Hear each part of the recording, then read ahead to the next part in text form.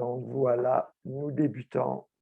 Alors bonjour tout le monde, ici André Fauteux, éditeur du magazine La Maison du 21e siècle, basé au Québec. Et en ce 1er avril, je suis très heureux d'accueillir le docteur Marc Arazi qui nous annonce 15 centimètres sur plusieurs régions de la France ce matin. Bonjour André, écoute, merci beaucoup de ton invitation. Alors, je sais que, vous savez, on est le 1er avril, on dirait presque un gag. Ouais. Comme je te disais, on a eu plutôt du très très beau temps jusqu'à maintenant. Et hop, là, ce matin, on s'est réveillé, il y avait de la neige. Donc, c'est assez surprenant. Oui.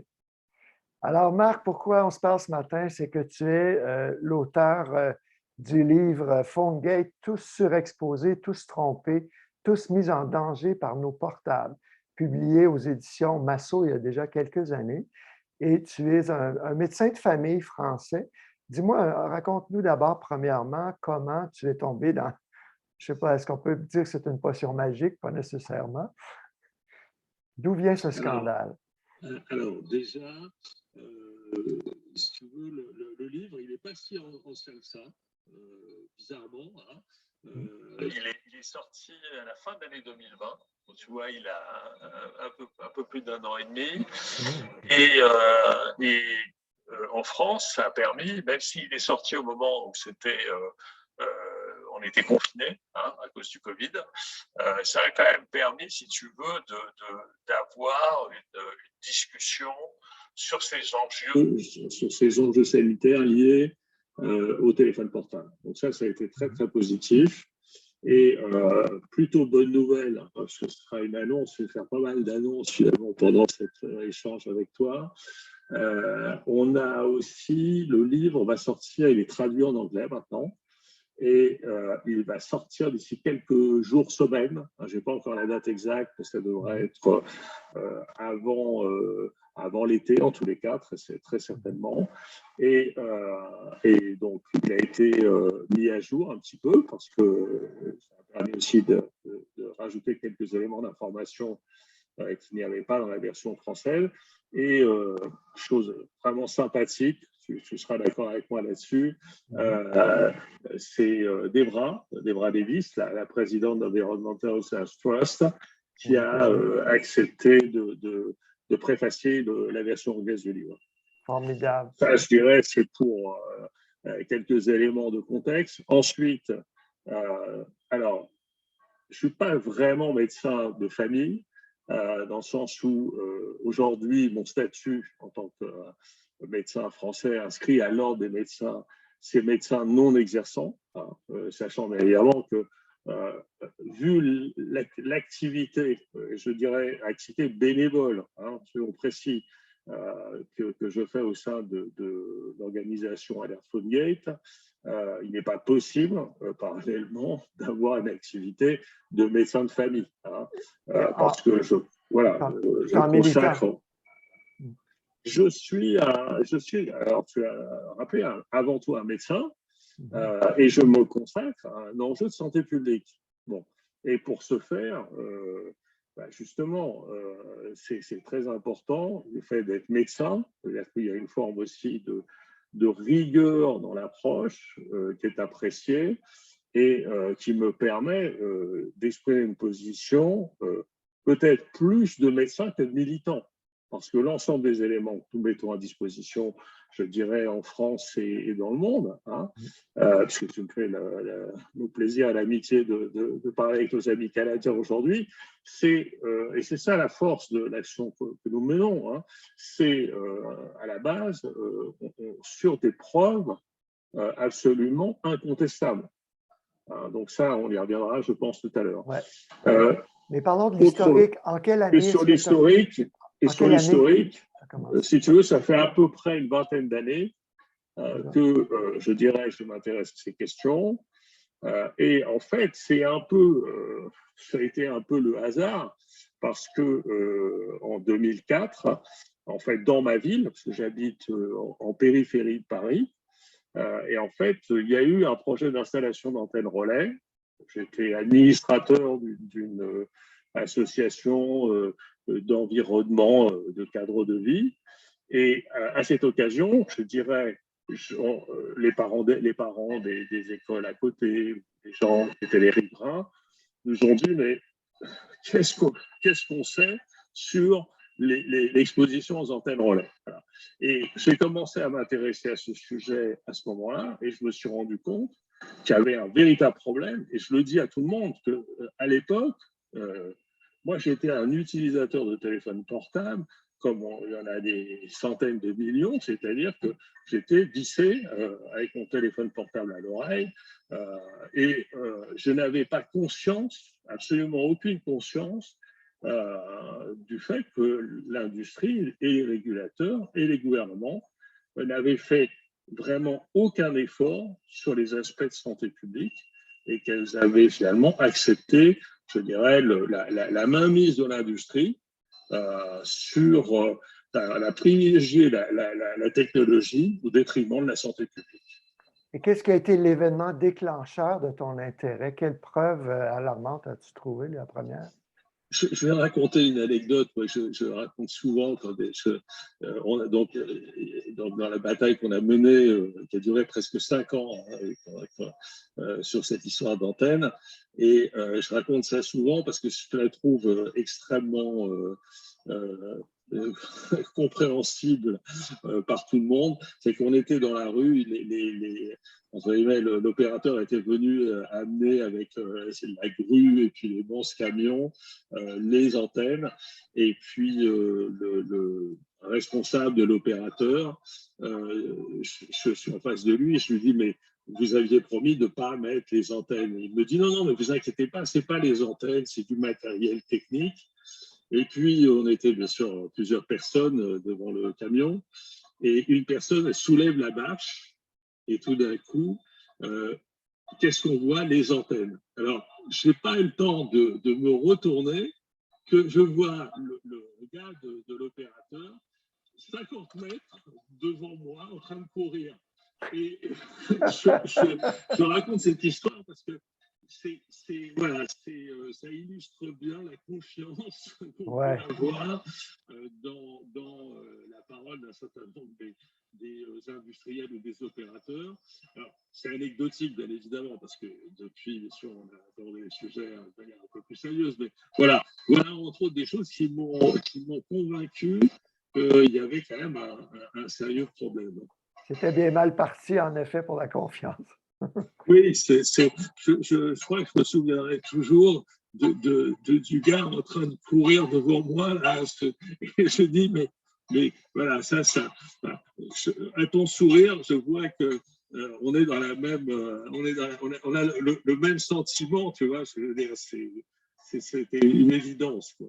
En effet, souvent les gens, évidemment, les gouvernements, même l'OMS, pas seulement les opérateurs, les télécoms sont toujours rassurants, mais les gens ignorent qu'il y a énormément d'études, pas seulement des centaines, mais au moins 6 000. Il y a des gens qui parlent de 30 000, mais il y a les effets bénéfiques des ondes aussi qu'on peut exclure ce matin ou cet après-midi pour vous. Mais ici, on a l'étude de Santini, qui est un grand chercheur français qui parlait des symptômes ressentis par les riverains. Donc, j'imagine que vous êtes tombé sur cette étude-là assez rapidement. Il a écrit un très bon livre, hein, qui dit le titre, dont le titre, je crois aussi, est très parlant. Je crois que c'est les ondes qui soignent, les ondes qui tuent, hein, de mémoire. Hein. Et je pense que, et on y reviendra peut-être sur les questions liées à la 5G, mais en gros, est-ce qu'on peut imaginer qu'une onde qui peut avoir un effet bénéfique sur un plan biologique ou cellulaire ne puisse pas avoir un effet délétère, c'est-à-dire un effet dangereux, à contrario, dans un certain nombre de circonstances. Et je crois qu'il avait, je crois plutôt, très bien résumé le sujet avec son titre de l'époque. Oui, et si on peut peut-être se faire un peu l'avocat du diable, évidemment, les gens vont nous dire, les gouvernements et les chercheurs à la solde de l'industrie vont dire, ben, c'est des ondes non ionisantes. Ce n'est pas dangereux et je vais présenter une diapo ici qui pourrait peut-être expliquer l'ionisant et le non ionisant. la distinction entre les deux. Si tu veux, moi, si tu me permets, moi, je le présenterai un peu différemment.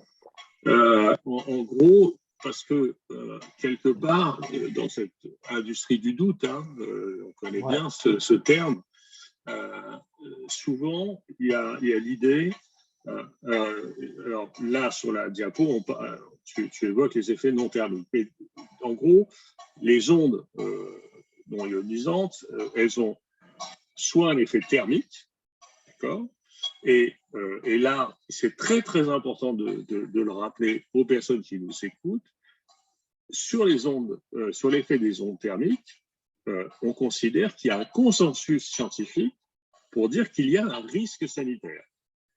Donc, quand on dit les ondes et qu'on fait une globalisation, eh bien, on fait déjà, entre guillemets, on donne qu'une partie de la vérité. Parce que la vérité, aujourd'hui, c'est déjà que les gens doivent comprendre que sur les effets thermiques des ondes, il y a des effets sanitaires. Voilà. Et sur les effets non thermiques, donc effet thermique, effet chauffant, effet micro-ondes, et effet non thermique, on est dans la situation aujourd'hui où s'il n'y a pas de consensus scientifique, il y a quand même une situation aujourd'hui de discussion qui fait que aujourd'hui, on est plutôt dans un entre-deux avec, comme tu le rappelais tout à l'heure, beaucoup d'études qui visent à considérer qu'il y a des effets non thermiques et qu'on devrait les prendre en compte. Donc, en gros, si je dirais, le verre, il est plutôt aux 3/4 plein et à 1/4 vide, parce que je rappelle, effet thermique, consensus sanitaire sur les risques. Et j'y reviendrai parce que c'est très important sur le volet PhoneGate, puisque, en gros, la réglementation internationale, celle que vous avez au Canada, mais celle aussi des États-Unis ou celle de l'Europe, elle est basée uniquement sur les effets thermiques. Oui. Moi, juste pour expliquer mon contexte, moi, j'écris sur les maisons saines et écologiques depuis une trentaine d'années et depuis 1993, je me suis intéressé aux lignes à haute tension à l'époque et aux travaux du Dr. Carpenter, qui est devenu plus tard, 2007-2012, le co-éditeur des rapports Bio-Initiative. Et ce que je constate, moi, en parlant à une centaine de chercheurs indépendants, c'est que chez vraiment les experts qui font ces études-là, il y a consensus, il n'y a aucun doute. Le doute vient plutôt des chercheurs à la solde de l'industrie ou des gouvernements ou des gens qui, quand je les appelle, d'autres médecins, ils disent ben, « c'est pas mon domaine d'expertise, donc je me fie sur l'OMS ou Santé Canada ». Je vais juste expliquer les images dans le bas, on compare donc l'effet sur l'ADN, sur la cellule, des rayons gamma qui sont ionisants, qui peuvent arracher ou rajouter des électrons aux cellules.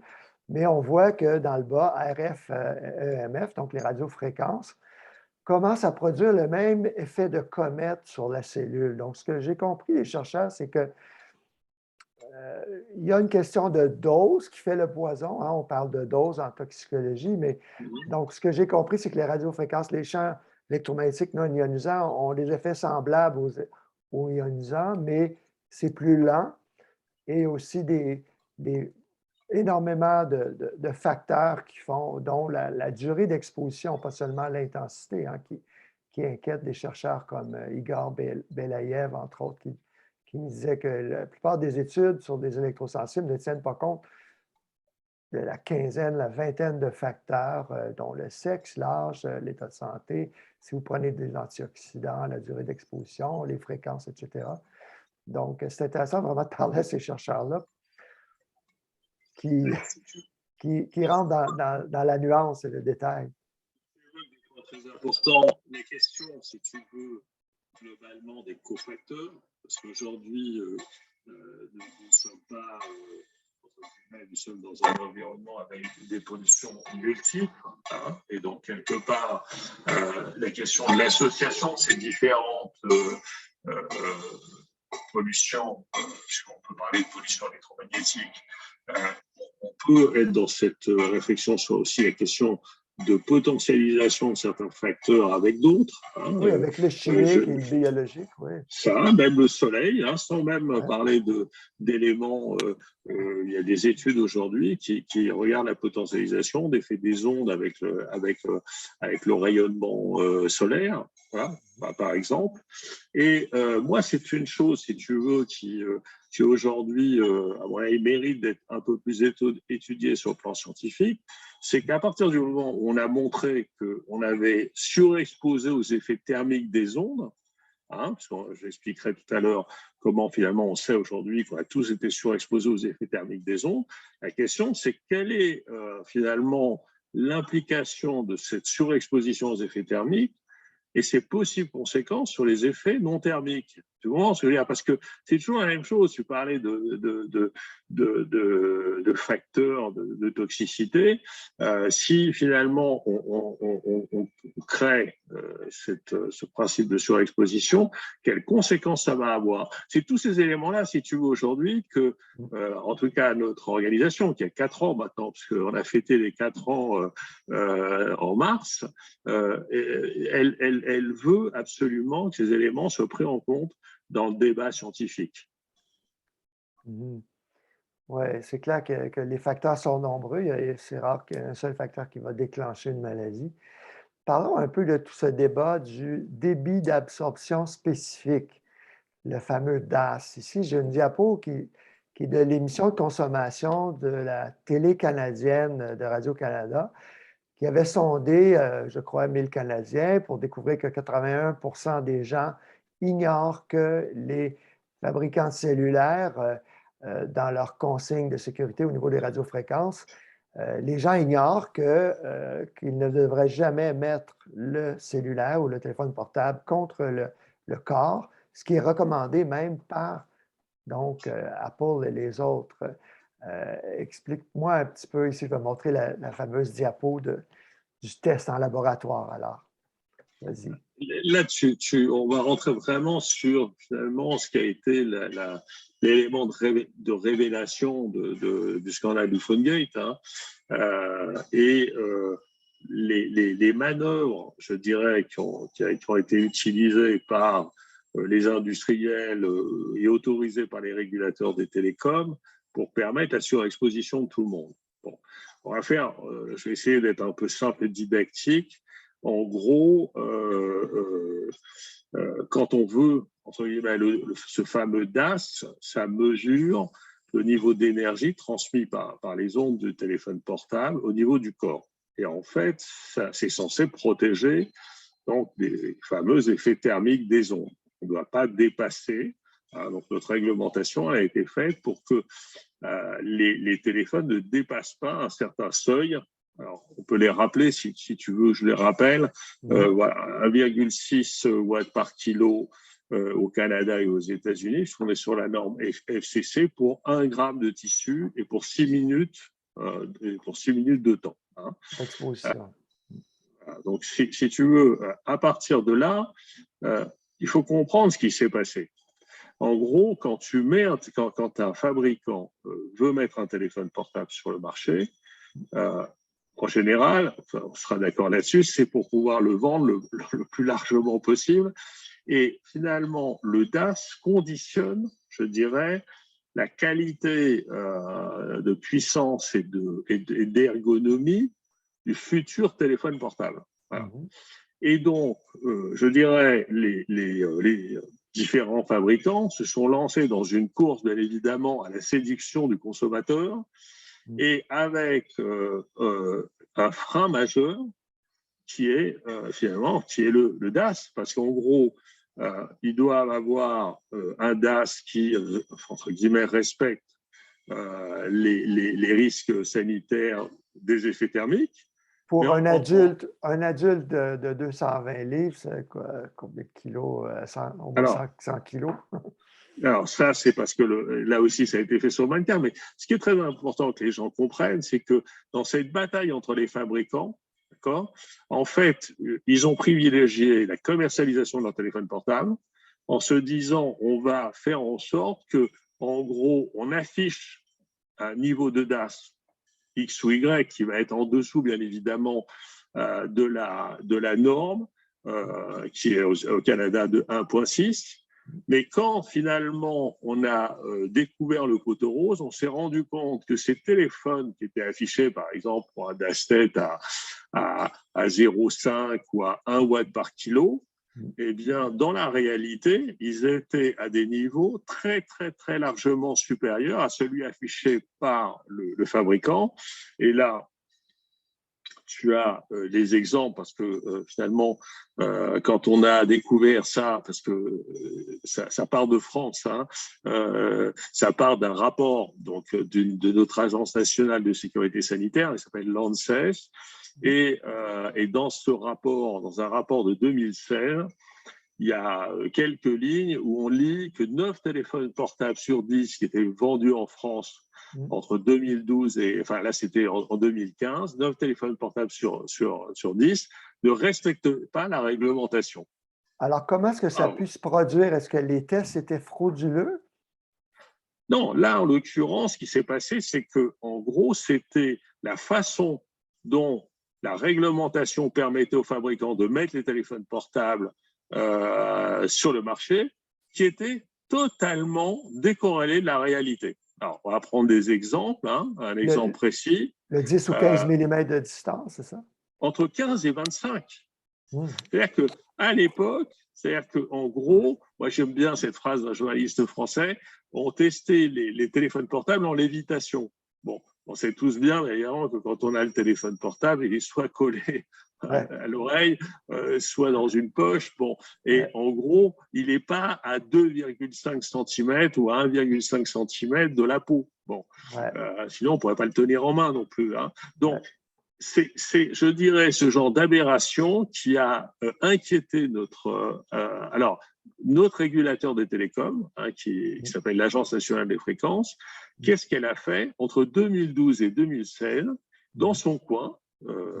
Elle a commencé à mesurer des centaines de téléphones portables, mais de façon, cette fois-ci, dérogatoire à la réglementation européenne. C'est-à-dire que là où elle testait, mettons, la distance était à 15 mm, elle a dit, je vais les tester, non pas à 15, mais à 5 et à 0 mm. Bon. Et d'ailleurs, elle a découvert des niveaux de DAS particulièrement élevés et très supérieurs à ce qui était affiché par le fabricant.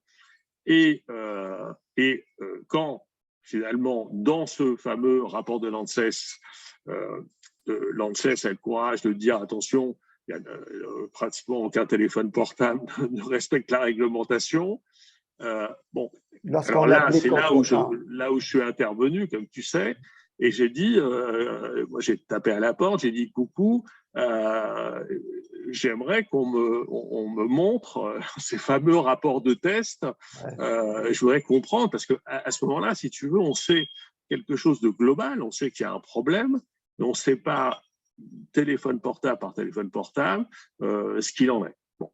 Et donc, ça va surprendre, ça va peut-être surprendre les gens, mais la réponse qu'on m'a faite, c'est « Monsieur Arazi, rentrez chez vous ». Voilà. On ne va pas vous les donner et puis arrêtez de nous emmerder. Hein. Alors, c'était mal connaître le bonhomme. Donc, si tu veux, j'ai à ce moment-là lancé un certain nombre d'actions juridiques françaises. On viendra d'ailleurs sur ce qu'a fait une de vos citoyennes canadiennes formidable, avec qui on a travaillé depuis plusieurs années. Et donc j'ai fait des demandes juridiques légales. Et alors je la fais courte, jusqu'à ce qu'on oblige les autorités françaises à publier donc les rapports de tests, hein, parce que nous aujourd'hui, donc je crois quelque chose qui devrait exister partout dans tous les pays, y compris au Canada. Eh bien aujourd'hui nous avons un open data dans lequel on peut très facilement trouver, alors on en a, je crois, il y a 759 rapports de tests aujourd'hui, hein. Donc, tu vois, ça fait entre 2012 et 2022. Ces données-là, on les trouve via votre site? Voilà, on peut les trouver. Alors, il suffit de taper data, DAS, ANFR, on va tomber sur les éléments, mais on peut les trouver aussi sur notre site. Mais c'est un site dédié au rapport de test des autorités françaises. Hein. Ce n'est pas des tests faits par Alert PhoneGate. Hein. C'est des tests faits par le régulateur des télécoms français qui est l'ANFR. Ouais. Marc, je veux juste résumer un peu ce que tu as dit. Donc, les tests étaient faits jusqu'à 2,5 cm d'un crâne en plastique. Là, ici, Apple nous dit que les tests aujourd'hui sont faits à 5 mm, que évidemment, leurs émissions sont réglementaires. Mais cette distance-là, même à 5 mm, si vous ne l'avez pas, ça fait un monde de différence, justement parce qu'on peut donc échauffer, je crois que c'est d'un degré centigrade, nos tissus, si on est à moins de 5 mm. Et donc, non seulement ça va échauffer les tissus, mais ça va causer des effets non thermiques comme les dommages à l'ADN. Tu as tout à fait raison. Alors, où on en est, nous, en France? Parce qu'en gros, nous, on est beaucoup plus avancés que vous au Canada ou aux États-Unis. Hein. Ouais. Donc, en gros, nous, qu'est-ce qu'on a obtenu? On a obtenu déjà qu'à partir des éléments qu'on a donc obligé l'État à publier, on en est à une trentaine de téléphones portables qui ont été soit retirés du marché, soit mis à jour pour être, entre guillemets, avec des DAS respectueux de la santé des utilisateurs. Hein. Donc, si tu veux, déjà, aujourd'hui, on est un des pays parmi lesquels il y a le plus de téléphones qui ont été sanctionnés. Hein. Ça, c'est le premier élément. Le deuxième, c'est que nous avons forcé les pouvoirs publics à interroger notre agence sanitaire, hein, l'ANSES, qui a sorti en 2019, hein, fin 2019, un rapport qu'on appelle le rapport PhoneGate, hein, donc où les pouvoirs publics disaient, mais en gros, qu'est-ce qu'on doit faire par rapport à ces DAS qui apparaissent particulièrement élevés, hein. À ce moment-là, l'ANSES, je vais faire simple, hein, parce que c'est un rapport de plus d'une centaine de pages, mais a dit deux choses très très importantes. La première, et ça va faire le lien avec ce que tu viens de dire, elle a dit il faut que toutes les mesures de DAS soient faites à 0 mm, c'est-à-dire au contact de la peau. Hein. Est-ce que c'est fait en France à 0 mm aujourd'hui? Tu vas trop vite. Et la deuxième chose, elle a dit il faut retirer du marché tous les téléphones portables vendus avant juin 2017 et qui ont été testés par la NFR. Hein. Ça fait 250 modèles différents de téléphones portables qui doivent être retirés. Et ça, c'est l'ANSES, l'Agence nationale de sécurité sanitaire, qui a dit ça. Ça, c'est l'Agence nationale de sécurité sanitaire. Et à partir de là, qu'est-ce qu'a dit le gouvernement français? Il a dit deux choses. Il a dit, première chose, on va faire une table ronde avec l'ensemble des fabricants de téléphones portables et l'industrie de la téléphonie mobile. Ça, c'était fin 2019 et comme vous le savez, il y a eu l'épidémie de Covid et depuis, il ne s'est rien passé. Donc, on n'a pas enlevé ces téléphones portables qui auraient dû être enlevés. Et puis, deuxième chose, concernant alors, les tests à 0 mm, qu'est-ce qu'a fait la France? Et ça, elle l'a fait. Donc, ces éléments-là sont disponibles aussi sur notre site. Elle a fait une objection formelle au niveau de la Commission européenne et la France a demandé à la Commission européenne que l'ensemble des tests soient faits non plus à 5 mm, hein, comme tu l'évoquais tout à l'heure, mais à 0 mm. Et aujourd'hui, c'est la Commission européenne qui bloque et qui, entre guillemets, n'a pas donné suite à la demande de la France. Hein. On voit bien que derrière tout ça, des choses ont bougé parce que tous ces éléments que j'évoque, ce sont des éléments, je dirais, gouvernementaux, européens, et montrent effectivement que le sujet est aujourd'hui traité avec une certaine visibilité en France, en Europe. Et concernant les États-Unis, puisque en gros, je ne peux pas parler de ces éléments sans évoquer finalement ce qui s'est passé en 2019, puisque là aussi, dans la formidable aventure que nous menons autour du soir du PhoneGate, un jour, je reçois un mail la journaliste du Chicago Tribune qui me dit Oui. Bonjour Monsieur Arazi, j'ai vu que vous aviez enfin obtenu les résultats de la NFR, c'est très très intéressant. Je m'intéresse beaucoup au sujet. Est-ce qu'on peut travailler ensemble sur le sujet Et pendant 3-4 mois, on a des échanges réguliers sur le sujet. Et puis un jour, je regarde, parce que je n'avais pas regardé, je suis en contact avec beaucoup de journalistes, et d'un coup, je me rends compte que Sam Rowe, il est prix Pulitzer, il est 4 fois finaliste du Pulitzer. Un coup, je me dis, je vais voir mon époux, je dis, waouh. Bon, et alors, on l'a fait courte. En gros, juste pour préciser, c'est le prix donné aux plus grands auteurs, journalistes ou autres voilà. auteurs aux États-Unis. Ouais. Bon, moi, j'étais impressionné. Et en fait, ce qui va se passer, c'est que lui, qu'est-ce qu'il va faire? Parce qu'il ne pouvait pas faire des tests faits par le régulateur, c'est-à-dire par la Federal Communication Commission, la FCC. Donc, il va faire des tests indépendants et il va confier ça à un laboratoire qui travaille pour la FCC. Hein, donc, qui a l'habitude de faire ces tests.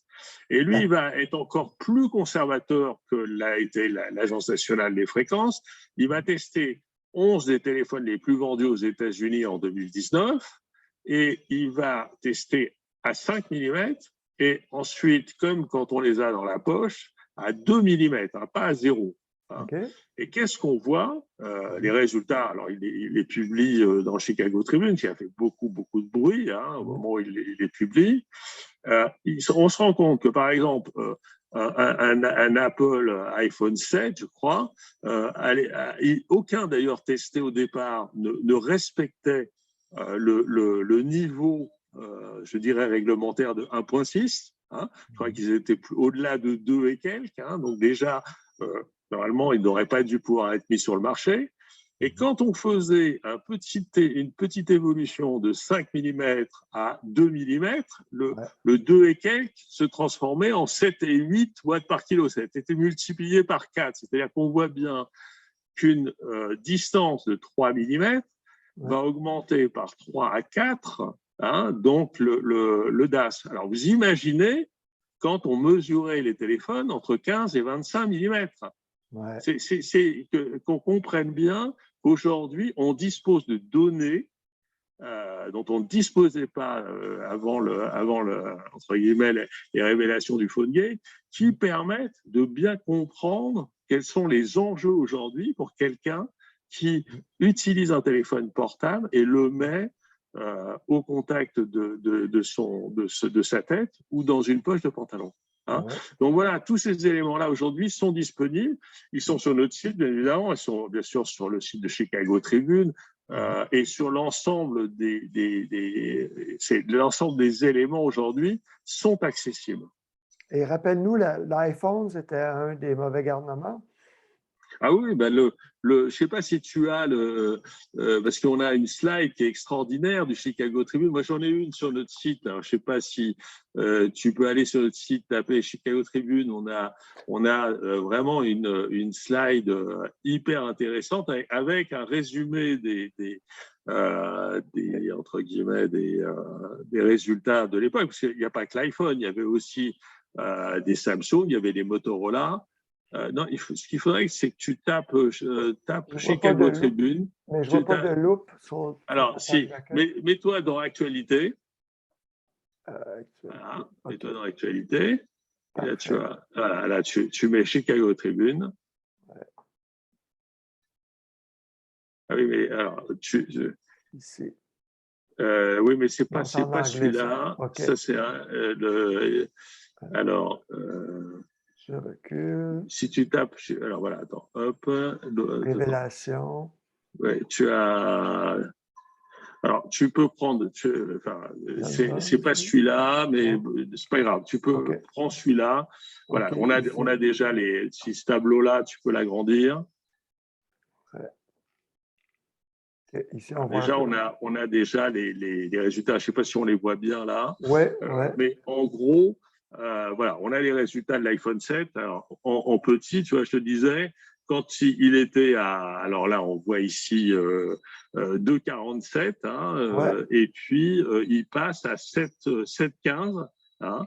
Voilà, là on va mieux le voir. Voilà, dans la 2,47 7,15 et puis 2,81 3,5 et puis 2,5 3,55 et puis un autre faune, le quatrième, il est à 3,26 et il passe à 5.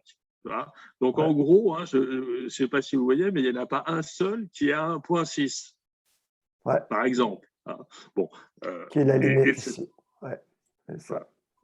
Voilà. Donc on voit effectivement que cette question entre guillemets de la régularité du niveau de DAS est vraiment problématique. Je pourrais expliquer aussi pourquoi. Voilà, mais c'est très éloquent, effectivement, et ça, c'est vraiment un grand quotidien là, du même calibre que le New York Times ou le Washington Post. Le Chicago Tribune est très crédible. Évidemment, les tests ont été contestés, mais j'aimerais savoir, en Europe, est-ce qu'il y a beaucoup de pays qui est avec la France pour dire on devrait tester à 0 mm ou 2 mm? Est-ce qu'il y a des grands médias français qui sont de votre côté? Parce que j'ai vu que même votre page Wikipédia a été retirée. C'est la guerre, hein? Alors, tu as tout à fait raison, c'est la guerre. Alors, on a de grands médias. Clairement, tu as d'excellents documentaires qui ont été faits autour du PhoneGate. Au moment où on a sorti donc entre guillemets le livre, il y a un documentaire qui a été fait par notre chaîne nationale, hein, France Télévisions, France 2, pour ceux qui suivent ça au Canada, avec un documentaire fait par un très bon journaliste d'investigation qui s'appelle Nicolas Vescovaci, qui a réalisé le film, et où on parle assez longuement du PhoneGate, où France Télévisions a fait des tests aussi. Et on peut trouver ce documentaire sur notre site, hein, on peut le voir, il fait un peu plus de 50 minutes, donc j'engage les gens qui s'intéressent au sujet à le voir. Il y avait eu avant deux très très bons documentaires italiens, dont un qui était fait par la chaîne Report. Report, c'est un des plus grands magazines d'information et d'investigation italiens. Donc, je dirais, bien évidemment, l'information existe. Ce qu'il faut comprendre, c'est que, et Chicago Tribune, comme tu disais aussi, c'est un très grand média. Ce qu'il faut comprendre, c'est que, et ça c'est un élément que j'évoque d'ailleurs dans le livre, qui est très important, c'est que les industriels, il y a eu beaucoup de scandales, mais celui-là est particulier dans le sens où c'est la première fois que les industriels ont pris une part majoritaire d'actionnariat dans les médias en France et dans le monde. Partout dans le monde, Et donc, si tu veux, c'est une situation extrêmement critique parce que, bien évidemment, quand tu as les principales chaînes de télévision ou certains grands journaux, je vais prendre l'exemple le plus connu, nous on a le journal Le Monde, qui appartient à l'opérateur de téléphonie Free Mobile. Hein, je ne sais pas si ça vous dit quelque chose au Canada. Mais en gros, si tu veux, on se retrouvait dans une situation finalement où soit certains journalistes sont frileux, parce que je veux dire, soit on ne les laisse pas évoquer un certain nombre de choses, et on arrive à une forme parfois d'autocensure, ce que je veux dire, où on ne donne pas les moyens, parce que c'est des sujets qui nécessitent, hein, c'est comme tout, des moyens d'investigation, et on ne donne pas ou le temps, ou les moyens, ou les deux aux journalistes de pouvoir faire leur travail. Voilà. Je peux te donner un exemple. Je l'ai vécu moi-même parce que j'ai été pigiste pour la presse pendant 15 ans. J'ai collaboré à l'occasion, une centaine d'articles sur 15 ans, avec le plus grand quotidien français d'Amérique. Hein.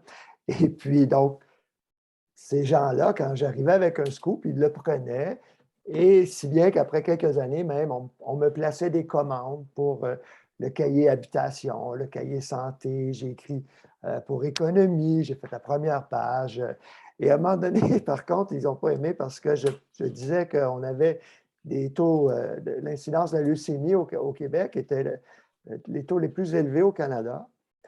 Et il y avait Andrew Mikrovski, que tu connais peut-être, de l'Association planétaire de l'assainissement de l'énergie à Ottawa, qui m'a dit, ben oui, ben vous avez le chauffage électrique au Québec, donc il y a plus de courant, il y a plus d'ampérage, plus de champs magnétiques. Et ils n'ont vraiment pas aimé ça. Et là, j'ai reçu un téléphone du nouveau patron que je peux nommer, Éric Trottier, qui me disait, ben, t'es qui toi? Puis je ne te connais pas. Et je dis, ben, ça fait 15 ans que j'écris pour vous. Ben, en tout cas, et, finalement, il m'a dit, tu es un militant écologiste, tu n'es pas un journaliste. J'ai rien contre les écolos, mais ils ne peuvent pas écrire dans mon journal. Donc, ce fut la fin de ma collaboration avec la presse. Il m'a même interdit, sous menace de poursuite, de parler à ces reporters que je connaissais depuis les années 80, fin des années 80. J'ai fait une semaine à la presse quand j'étais étudiant en 87. Et puis, André Noël, qui était leur plus grand reporter en environnement, en santé, qui a été à la commission Charbonneau sur tous les scandales de financement, en tout cas dans la construction. Lui m'a même fait mesurer les champs magnétiques chez lui à la maison parce que sa femme attendait un bébé. Mais effectivement, et c'est la même chose au Canada. Les grands opérateurs, Bell, Rogers, Vidéotron, TELUS, ils sont partout, ils achètent les médias, ils dépensent des millions en publicité aussi, évidemment. Je vais te raconter une anecdote, parce que tu as la gentillesse de partager celle-là avec moi, mais je raconte cet épisode dans le livre. Alors, je ne sais pas si vous connaissez, vous, une journaliste qui est très connue en France, qui est peut-être une des plus connues, qui s'appelle Élise Lucet. Je ne sais pas si ça vous dit quelque chose. Élise Lucet? L-U-C-E-T, Élise Lucet, elle anime entre guillemets, une émission qui est vraiment peut-être une des plus d'investigations les plus acharnées, vraiment ce qui s'appelle Cache Investigation. Et elle n'hésite pas à aller voir les patrons d'entreprise et leur poser des questions qui fâchent. Et vraiment, elle est très, très courageuse. Et quand j'ai lancé le Phonegate, tout le monde me disait, il faut absolument que tu rencontres Élise Lucet. Ah oui, tu en parles dans le livre, je crois. Hein? Ouais. Ouais, et donc, à un moment donné, je connaissais une journaliste qui travaillait dans son équipe. Ouais. Et elle a bien considéré que le sujet était absolument, vraiment un sujet très important. Et à ce moment-là, à un moment donné, après des semaines de préparation, je rencontre Élise Lucet et 4 autres des rédacteurs en chef de l'émission. Alors là, en l'occurrence, c'était l'émission Envoyé spécial. Bon. Et donc, l'entretien se passe vraiment, elle est adorable, hein, vraiment, c'est une personne vraiment que j'apprécie. Hein. Et puis, donc, on me bombarde de questions, etc. J'essaie bien d'y répondre. Et bon, l'équipe est emballée. Je reçois un message par texto de la journaliste quelques temps plus tard. Elle me dit Élise Lucet est emballée par le sujet. En gros, voilà, on y va. Bon. Alors, petite parenthèse, c'est qu'il faut savoir que la présidente de France Télévisions, qui s'appelle Delphine Ernotte, c'est l'ancienne numéro 2 de l'opérateur Orange, de l'opérateur de téléphonie mobile Orange. Et quand j'ai vu Élise Lucet, je lui ai dit, écoutez, franchement, il n'y a que vous qui êtes capable de porter un sujet comme ça et tout. Et elle m'a dit, oui, mais effectivement. Et puis, je ne sais pas si pression il y a, je ne sais pas si un jour je saurai, mais quelques semaines plus tard, alors qu'on était en train de travailler sur l'élaboration du documentaire, celui-ci s'est arrêté. On m'a dit, bah, écoutez, en gros, bah, finalement, c'est pas si intéressant que ça, etc. Et puis, ça ne s'est pas fait. Alors, il faut savoir que ça s'est fait 2 ans plus tard, puisqu'après, et là, c'est grâce finalement aussi à une boîte de production, à un patron de production qui s'appelle Olivier Pontus, qui lui a dit non mais ça doit sortir, et qui a mis tout son poids pour que ça sorte. Donc en gros, Envoyé spécial à quelle émission? Là, ça a été complément d'enquête. OK. Hein, en fait, c'est un binôme de. En fait, en première partie de soirée, on a envoyé spécial, et en deuxième partie de soirée, on a complément d'enquête. Ils l'ont fait en quelle année? Et ça, c'est sorti en 2020. OK. Voilà.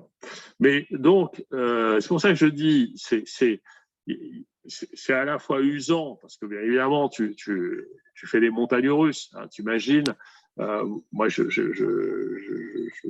peux tout à fait dire que ça m'a mis KO, ce truc-là. Tu vois, pendant des semaines, tu vois, j'ai eu un mal fou à me remettre tu vois, moralement, du fait que d'un coup, je me suis dit, tiens, ça y est, Élise Lucet va prendre ce sujet. Et puis tout d'un Ouais, coup, paf, tu sais, c'est comme si on te donne un énorme coup sur la tête. ouais, Pour te remettre, je après, comprends. c'est compliqué. Hein.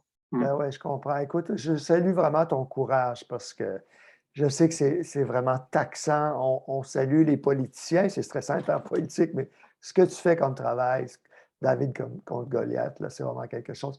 Je te donne ici un exemple d'article d'un ancien collègue qui était le plus grand journaliste en environnement au Québec pendant 30 ans, Louis-Gilles Francaire. 438 antennes sur le toit, sur les hôpitaux et les écoles. On a ça partout, évidemment. Et c'est permis parce qu'on dit que ce n'est pas dangereux, comme par exemple avec les compteurs intelligents. On ne tient pas compte des pics, on dit que c'est plus faible que le four à micro-ondes. Alors, on désinforme vraiment à 100 000 à l'heure. Je veux parler des enfants, des limites d'exposition. Hardel a déjà dit, Leonard Hardel, le grand oncologue suédois, épidémiologiste qui a fait le plus d'études les plus citées sur le lien entre le cellulaire et le cancer, il disait que le Code de sécurité 6 de Santé Canada, les limites d'exposition canadiennes sont vraiment un désastre pour la santé publique. Alors là, on ne parle plus de DAS, mais on parle vraiment de l'exposition. Est-ce que tu peux expliquer un peu la différence ici? On mesure dans le fond la densité de puissance de l'appareil et non l'énergie absorbée par les gens. Mais on voit que... Oui, Alors, vas-y. deux choses. Déjà, je te remercie beaucoup de valoriser mon engagement, mais je veux dire vraiment que c'est une aventure collective et que je n'aurais pas pu réaliser ça. Ce que j'essaie de raconter dans le livre, si je n'avais pas reçu une multitude d'aides de partout dans le monde, que ce soit du message d'encouragement à des gens qui ont vraiment eu un impact absolument extraordinaire. Par rapport à ça. Par rapport à ce que tu évoques sur les limites d'exposition, si tu veux, je vais prendre le problème à l'endroit, si tu me Oui, permets, oui. c'est de dire, en gros, on a beaucoup parlé du DAS, et en fait, dès 2016, l'ANSES dit le DAS, c'est un mauvais indicateur pour protéger la santé. Oui, Donc, si tu exactement. veux, c'est très important de dire qu'en gros, dans cette fameuse, entre guillemets, effet thermique, effet non thermique, on a mis en place un indicateur qui est en fait un très, très mauvais indicateur et qui ne protège en rien les conséquences sanitaires des ondes. Non Et thermique. aujourd'hui, voilà, ni thermique, ni non thermique. C'est Même ça le thermique, oui, parce qu'on peut excéder la limite thermique en moins de 6 minutes, qui est la durée du Oui, mais test en labo. je pourrais expliquer comment tout ça, cette régulation n'a été faite qu'au simple profit pour justement, j'y reviens, pour permettre des téléphones commercialement attractifs. Hein. Ouais. Donc, si tu veux, aujourd'hui, pour comprendre ce que nous faisons en ce moment en France, hein, c'est très intéressant parce que ça va vous permettre aussi de ce mouvement que nous initions, il va se propager un peu partout dans le monde. Aujourd'hui, dans les réunions que nous avons au sein de notre agence sanitaire, nous sommes en train d'évoquer finalement quel serait l'indicateur adéquat pour protéger, je dirais, des ondes de la téléphonie, que ce soit pour le téléphone portable ou que ce soit pour les antennes, le Wi-Fi ou le Linky. Enfin, en gros, si tu veux, c'est aujourd'hui, on est reparti sur ce que je crois être le bon départ, c'est-à-dire définir un indicateur relevant, ce que je veux dire, sur les questions sanitaires. Bon, tant qu'on reste, si tu veux, à discuter à partir de cet indicateur-là, puisque c'est celui aujourd'hui qui est dans la réglementation, finalement, je dirais, non seulement on perd notre temps, mais surtout, on met en danger les populations. Donc, si tu veux, il faut comprendre que l'enjeu aujourd'hui, c'est, en France, au Canada ou ailleurs, c'est de réfléchir avec les scientifiques et les agences sur quel doit être un indicateur qui protège la santé des gens. C'est important ce que tu dis là parce que c'est pas au Canada que ça va bouger parce que pendant 10 ans, le programme de recherche de l'OMS sur les champs électromagnétiques a été fondé et dirigé par Michael Rapapoli, un ancien fonctionnaire de Santé Canada. Et les gens doivent comprendre qu'il a aussi fondé l'ICNIRP, l'agence qui a proposé des limites d'exposition bidons, qu'on voyait dans le tableau ici. Donc, il a écrit les limites d'exposition, donc écrites par et pour l'industrie, pas pour protéger la santé publique. Et ensuite, il a dirigé le programme à l'OMS et il a nommé à son départ son bras droit, Émilie Van de Venter, qui est toujours là. Et moi, ce qui me frappe aussi, c'est vraiment l'ancien président de Microsoft Canada, Frank Clegg, qui milite et qui conteste le Code de sécurité 6, donc d'exposition radiofréquence au Canada. Et il a souligné que Santé Canada a ignoré 140 études. Donc, quand les études ne font pas l'affaire, ben, on les écarte tout simplement. Et Henry Lai a démontré, lui, que 70 des études financées par l'industrie nous disent que ce n'est pas dangereux, les autres, tandis que 70 des études indépendantes disent l'inverse. Ben oui, il y a un problème, il faut agir. Donc, je reviens à ma question tantôt. Au niveau politique, qui vous appuie en Europe, à part ce que la France a proposé? Et avant peut-être de répondre à ta question, moi, je voudrais quand même dire que parfois, les bonnes surprises viennent des citoyens eux-mêmes. Tu vois, et que avant même d'attendre entre guillemets des actions des politiques, des citoyens responsables peuvent faire bouger les choses. Et je voudrais vraiment mettre à l'honneur de cet échange qu'on a avec toi aujourd'hui alors je pense une Canadienne anglophone, hein, puisque Sharon, on échange beaucoup, enfin systématiquement en anglais, et Sharon Noble, donc ouais. c'est quelqu'un qui, à un moment donné, il y a quelques années, a vu le travail qu'on faisait en France sur la question pour demander à avoir accès aux tests de téléphone portable et qui s'est elle-même saisie avec notre aide parce qu'il fallait effectivement comprendre ce qu'il fallait demander et avoir un certain support. Je veux dire, elle s'est saisie du sujet, elle a écrit à toutes les autorités, hein, et chose extraordinaire, et d'ailleurs, j'ai trouvé qu'on avait vraiment tapé fort parce que, il faut le dire, notre rendez-vous de discussion d'aujourd'hui était avant même l'annonce de la nouvelle de la publication des données des téléphones portables testés au Canada.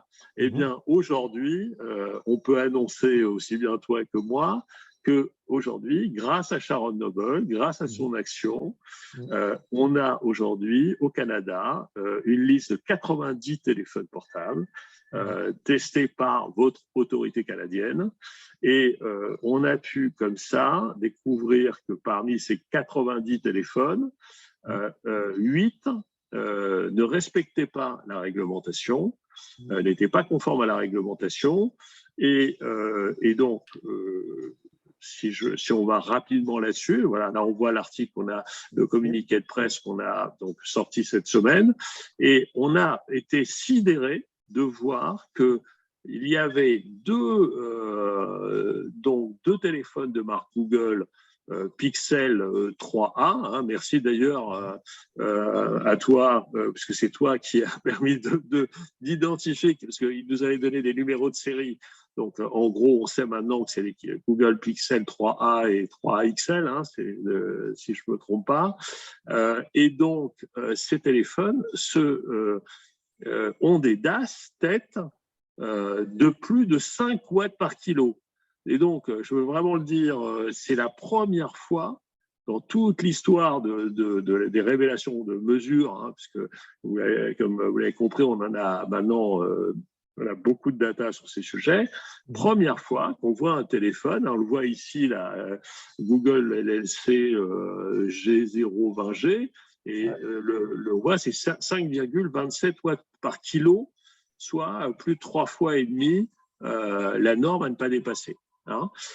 Qui est de combien encore au Canada? Qui est de 1,6. 1,6, oui.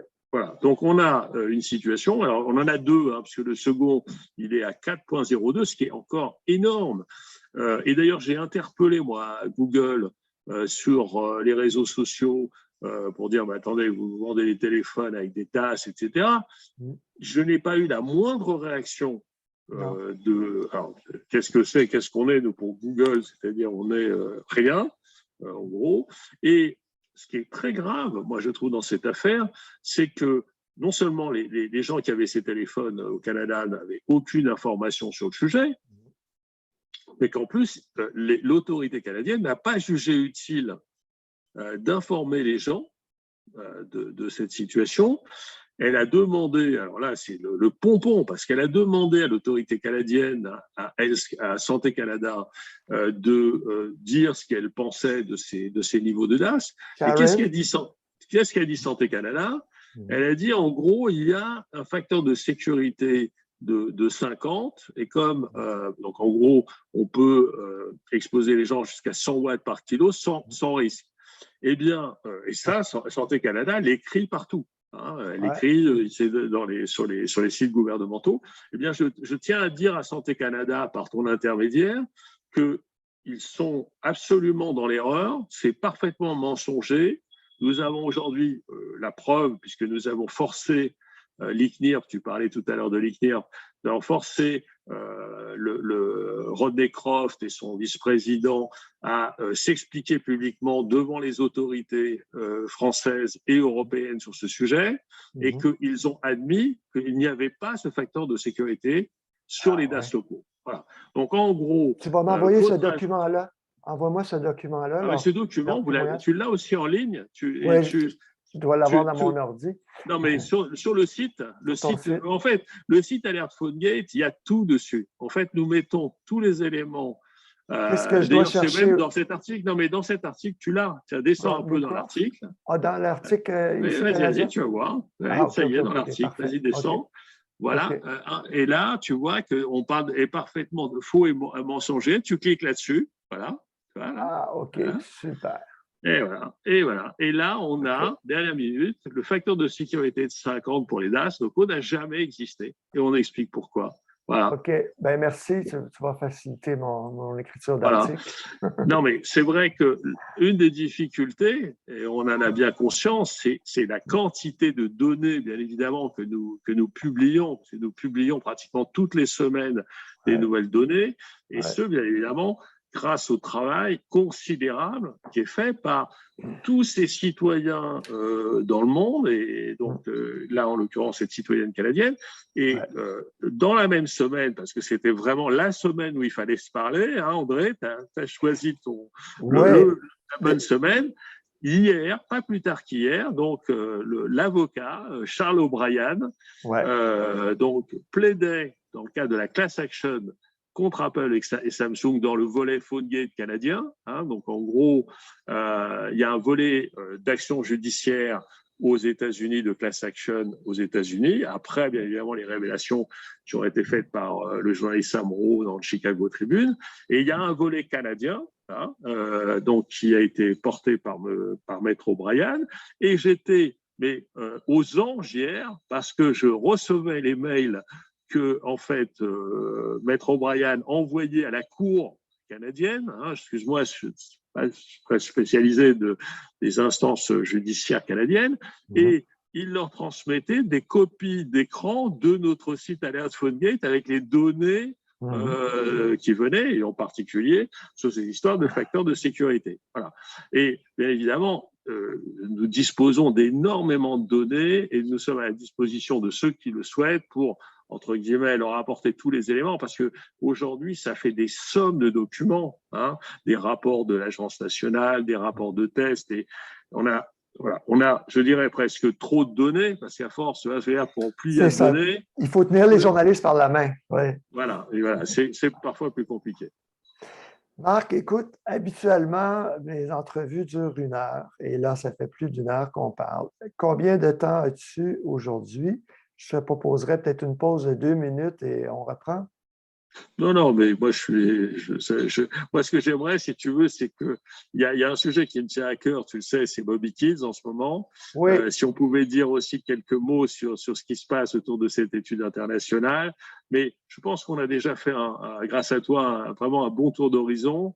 ouais, Et moi, ce que je te propose, c'est que pour que ce soit pas trop long, et bien évidemment, après, les gens peuvent, tu leur as donné l'accès au site, etc., puissent ensuite aller.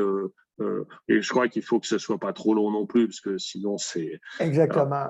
C'est pas tout le monde qui écoute ça, mais on peut faire un 10-15 minutes sur Moby Kids, Oh, même 5, hein, mais comme tu veux. 5 Ouais. bien résumés, si tu OK. veux.